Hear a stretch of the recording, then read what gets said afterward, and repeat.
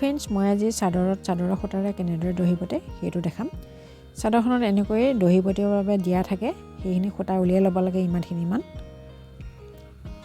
তাৰপিছত মই ইয়াত দহি বটিবৰ বাবে কণ্ট্ৰাষ্ট কালাৰৰ সূতা লৈছোঁ। আপুনি চাদৰখনৰ পৰা যিখিনি সূতা ওলায় সেইখিনিও ইউজ কৰিব পাৰে। এয়া সূতা বজাৰত এনেকৈ নেচা হিচাপে পোৱা যায়।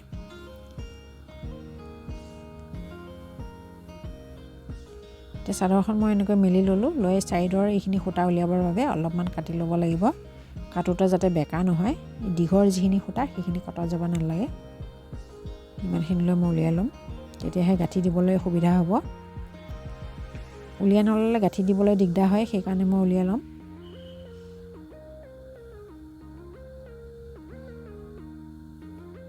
এনেকৈ সিফালে যিমানখিনিলৈ কাটিছিলোঁ এইটো ছাইডৰ সিমানখিনি কাটি ল'লোঁ।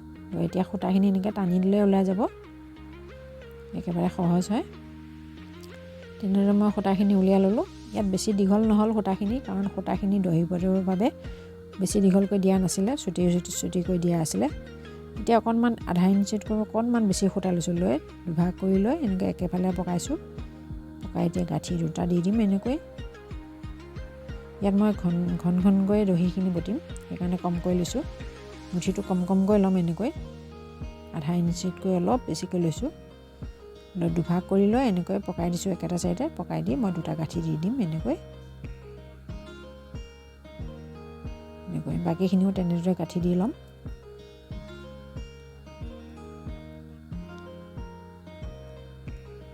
তেনেদৰে গাঁঠি দিলোঁ আৰু এইখিনি আধামান মই দহি বটিলোঁ। কেনেকৈ বটিলোঁ মই দেখাম। বেজীত মই সূতা ভৰাই লৈছোঁ, কাৰণ ইয়াত থকা সূতাখিনি চুটি হয়, গাঁঠি দিবলৈ অলপ দিগদাৰ হ'ব। বেজীত থকা সূতাডালে গাঁঠি দিবলৈ সুবিধা হ'ব। এতিয়া মই সূতা মুঠিৰ মাজত দুভাগ যে হৈ আছিলে, তাৰ মাজত মই সূতা মুঠি ভৰাই দিলোঁ, দি এনেকৈ এটা গাঁঠি দিছোঁ। সূতাখিনি দীঘল হ'লে দুটাও দিব পাৰে গাঁঠি, সূতাখিনি চুটি হৈ যাব, সেইকাৰণে মই এটা গাঁঠি দিলোঁ। দি এতিয়া বেজীত থকা সূতাডালৰ আনটো মূৰেৰে এনেকৈ 3 পাকমান দি টাইট কৰি দিছোঁ। দি বেজীটোৰে এনেকৈ গাঁঠি দিম। এনেকৈ গাঁঠি দিলে দহি মুঠি বহুত টাইট হয়, কেতিয়াও খুলি নাযায়। দহিৰ যিখিনি সূতা সেইখিনি টানি দিলেও খোলা নাযায় কেতিয়াও। এতিয়া বাকীখিনি দহিৰ সৈতে সমান জোখত এনেকৈ কাটি ল'লোঁ।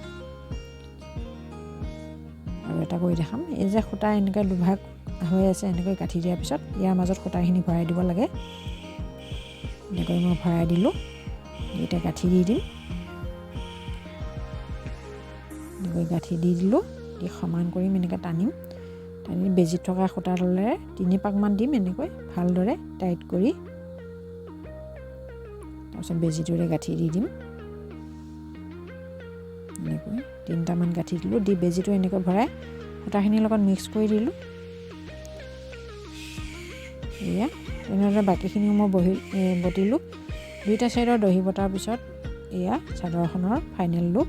ভিডিঅ'টো চাই ভাল লাগিলে লাইক কৰিব, কমেণ্ট কৰিব, আৰু যদি আপুনি মোৰ চেনেলত নতুন হয় তেনেহ'লে চেনেলটো ছাবস্ক্ৰাইব কৰি বেল আইকনটো ক্লিক কৰিব নাপাহৰিব। এনেকুৱা ধৰণৰ নতুন ভিডিঅ' পাবলৈ ভিডিঅ'টো চোৱাৰ বাবে ধন্যবাদ।